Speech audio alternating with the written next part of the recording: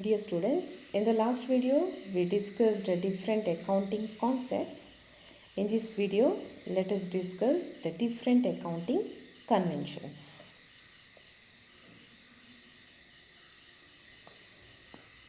First, we'll see what is accounting conventions. Accounting conventions are the customs or practices which have been in force for a long period and which guides the accountants while preparing the financial statement.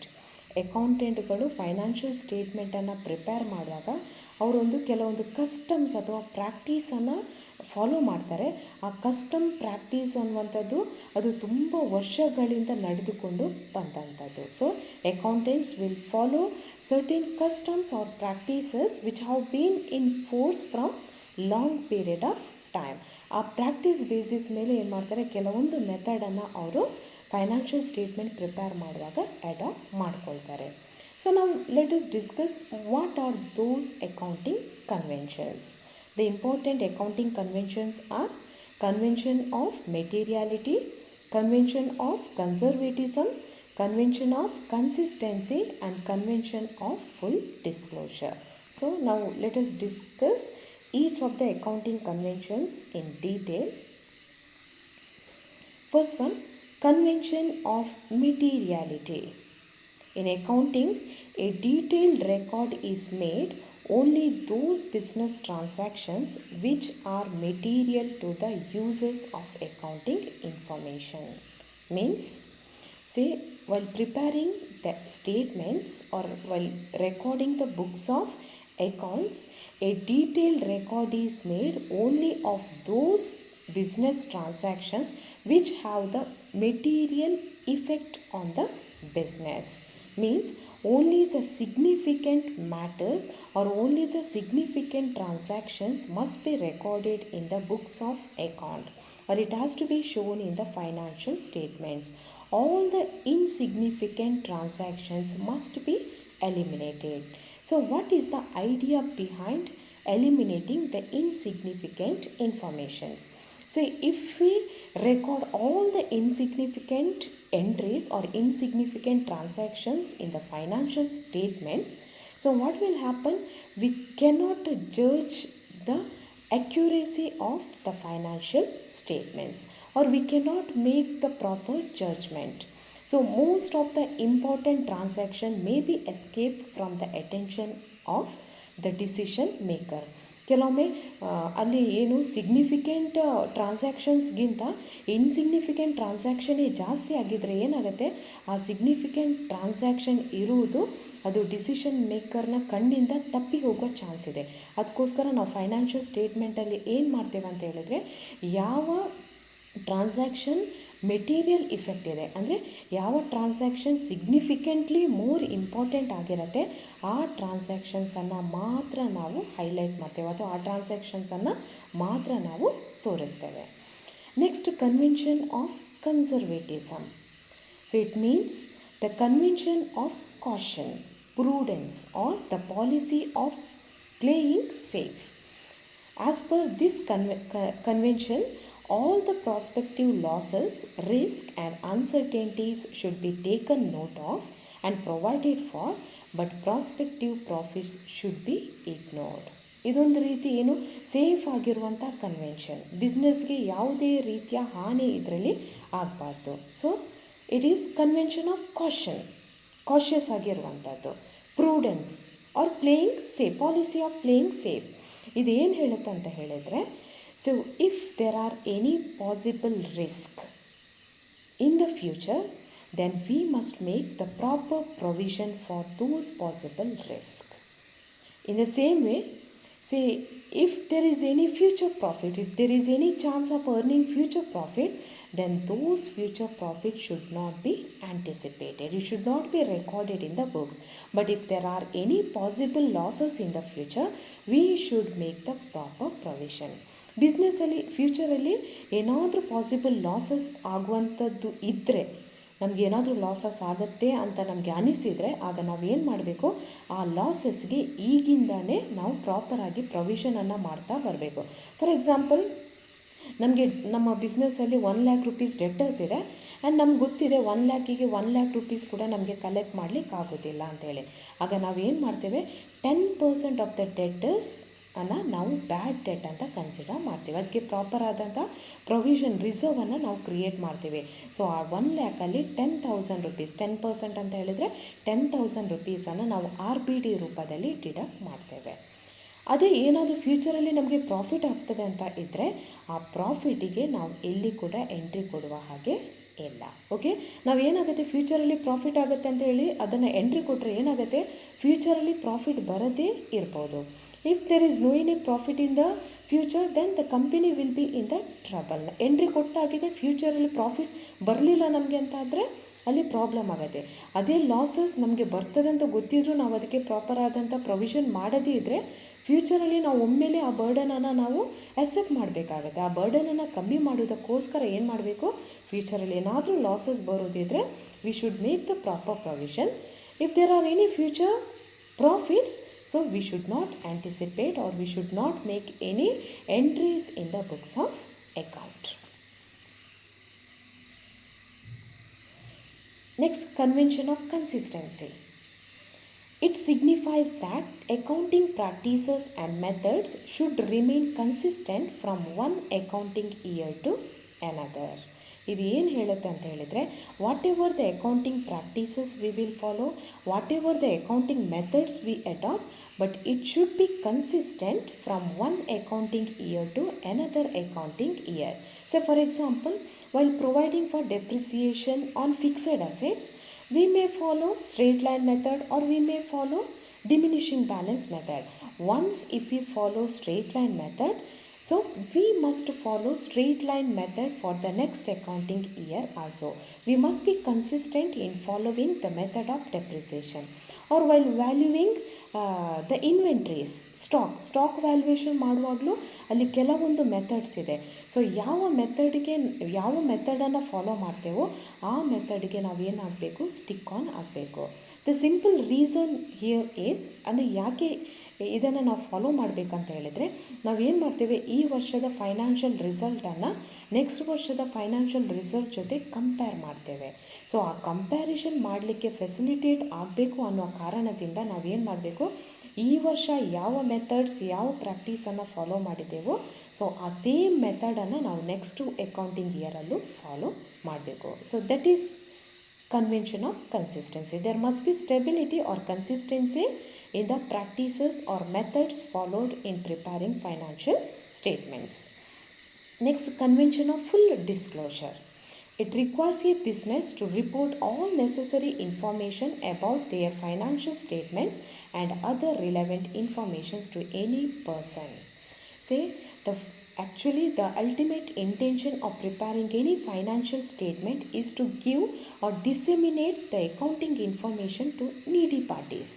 ಅಂದರೆ ಯಾಕೆ ನಾವು financial ಸ್ಟೇಟ್ಮೆಂಟನ್ನು prepare ಮಾಡ್ತೇವೆ ಅಂತ ಹೇಳಿದರೆ, ನಾವಲ್ಲಿ ಏನು ಮಾಡ್ತೇವೆ, financial earning capacity of the company ಅಥವಾ ಫೈನಾನ್ಷಿಯಲ್ ಸ್ಟ್ಯಾಂಡಿಂಗ್ ಯಾವ ರೀತಿ ಇದೆ ಅದನ್ನು ಅಸೆಸ್ ಮಾಡೋದಕ್ಕೋಸ್ಕರ ನಾವು ಫೈನಾನ್ಷಿಯಲ್ ಸ್ಟೇಟ್ಮೆಂಟನ್ನು ಪ್ರಿಪೇರ್ ಮಾಡ್ತೇವೆ. ಈ ಫೈನಾನ್ಷಿಯಲ್ ಸ್ಟೇಟ್ಮೆಂಟನ್ನು ಪ್ರಿಪೇರ್ ಮಾಡಿ ಅದರ ರಿಸಲ್ಟನ್ನು ನಾವೇನು ಮಾಡಬೇಕು, ಯಾವೆಲ್ಲ ಪರ್ಸನ್ಸ್ಗೆ ಇಂಟ್ರೆಸ್ಟ್ ಇರ್ತಾರೋ ಆ ಪರ್ಸನ್ಸ್ಗೆ ಡಿಸೆಮಿನೇಟ್ ಮಾಡಬೇಕು.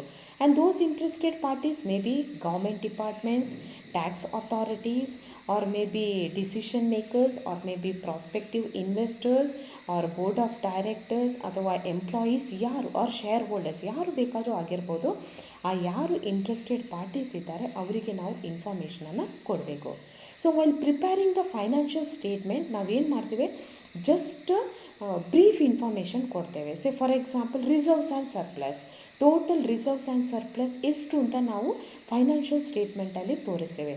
A separate note must be shown in the financial statement.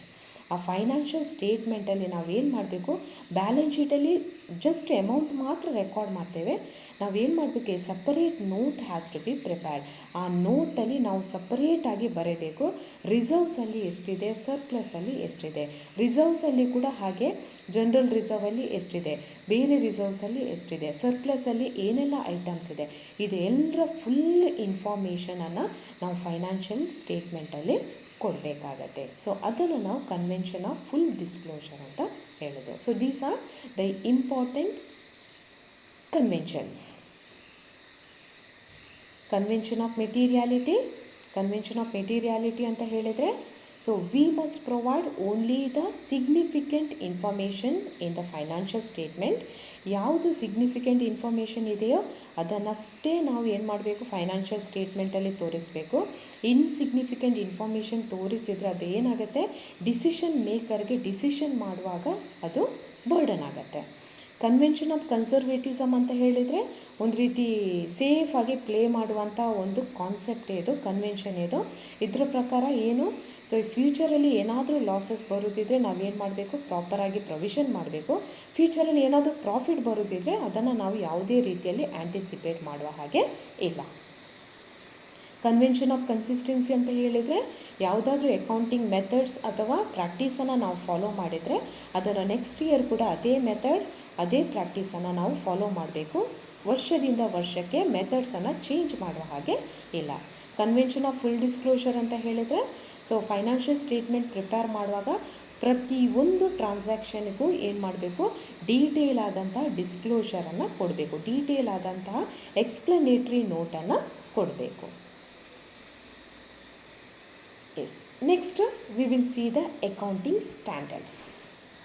What are accounting standards? Accounting standards are the policy documents, or they are the written statements. They are issued from time to time by an apex expert accounting body in relation to various aspects of measurement, treatment and disclosure of accounting transactions or events for ensuring uniformity in accounting practices and reporting. Just imagine if there is no any accounting standards, no apex bodies, no authorities has issued the accounting standards. In such case, each and every business firm will follow its own methods, its own practices. So in such case, they cannot compare the business information with the information or with the accounting information of the other firm. ಈಗ ಯಾವುದೇ apex bodies ಇರ್ಬೋದು, ಯಾವುದೇ authorities, accounting authorities ಇರ್ಬೋದು, ಯಾವುದೇ accounting ಸ್ಟ್ಯಾಂಡರ್ಡ್ಸನ್ನು ಕೊಟ್ಟಿಲ್ಲ ಅಂತ ಇಟ್ಕೊಳ್ಳಿ. ಆಗ ಏನಾಗುತ್ತೆ ಅಂತ ಹೇಳಿದರೆ, ಈ ಬಿಸ್ನೆಸ್ ಫರ್ಮ್ಗಳು ಏನು ಮಾಡ್ಬೋದು, ಅದಕ್ಕೆ ಬೇಕಾದ ರೀತಿಯಲ್ಲಿ, ಅದಕ್ಕೆ ಯಾವ ರೀತಿ ಕನ್ವೀನಿಯನ್ಸ್ ಆಗುತ್ತೆ ಅಥವಾ ಅದಕ್ಕೆ ಯಾವ ರೀತಿ ಯೂಸ್ಫುಲ್ ಆಗುತ್ತೆ ಆ ರೀತಿ ಏನು ಮಾಡ್ಬೋದು, ಅವರಿಗೆ ಬೇಕಾದಂಥ ಸ್ಟ್ಯಾಂಡರ್ಡನ್ನು ಅಥವಾ ಅವರಿಗೆ ಬೇಕಾದಂಥ ಮೆಥಡ್ಸನ್ನು, ಪ್ರಾಕ್ಟೀಸನ್ನು ಅವ್ರು ಏನು ಮಾಡ್ಬೋದು, ಫಾಲೋ ಮಾಡ್ಬೋದು. ಅದನ್ನು ತಪ್ಪಿಸುವುದಕ್ಕೋಸ್ಕರ ಏನು ಮಾಡ್ತದೆ, ಕೆಲವೊಂದು ಅಥಾರಿಟೀಸ್, ನಾವು ಅಪೆಕ್ಸ್ ಬಾಡೀಸ್ ಅಂತ ಹೇಳ್ತೇವೆ, ಆ ಅಥಾರಿಟೀಸ್ ಏನು ಮಾಡ್ತದೆ, ಸಮಯದಿಂದ ಸಮಯಕ್ಕೆ ಏನು ಮಾಡ್ತದೆ, ಒಂದೊಂದು ಅಕೌಂಟಿಂಗ್ ಸ್ಟ್ಯಾಂಡರ್ಡ್ಸನ್ನು ಅದು ಏನು ಮಾಡ್ತದೆ, ಇಂಪ್ಲಿಮೆಂಟ್ ಮಾಡ್ತದೆ. ಆ ಇಂಪ್ಲಿಮೆಂಟ್ ಮಾಡಿದ ಸ್ಟ್ಯಾಂಡರ್ಡ್ಸನ್ನು ಅಥವಾ ಆ ರಿಟರ್ನ್ ಸ್ಟೇಟ್ಮೆಂಟನ್ನು, ಆ ಪಾಲಿಸಿ ಡಾಕ್ಯುಮೆಂಟನ್ನು ನಾವು ಅಕೌಂಟಿಂಗ್ ಸ್ಟ್ಯಾಂಡರ್ಡ್ಸ್ ಅಂತ ಕರಿತೇವೆ.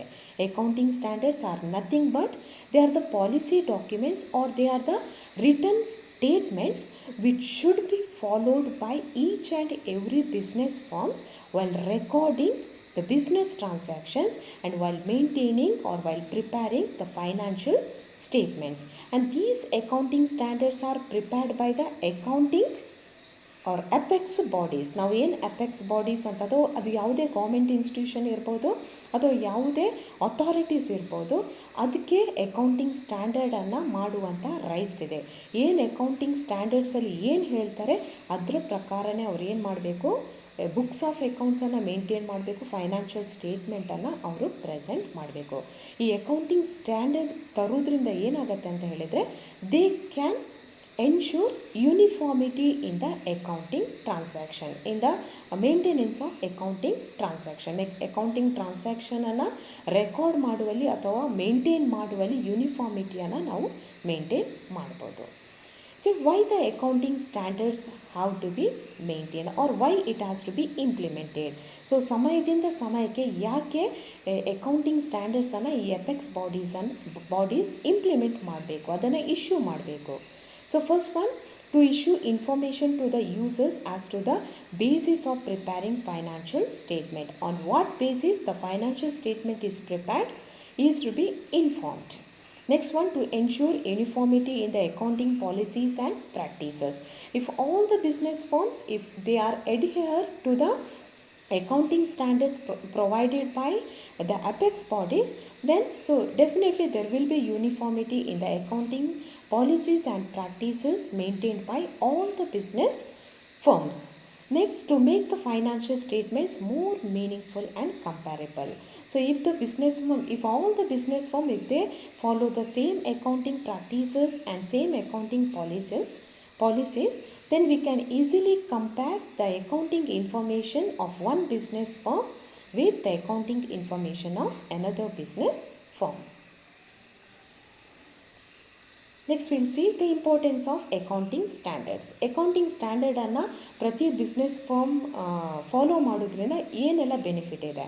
First one, it lay down uniform accounting policies and practices which are to be followed by all the business enterprise.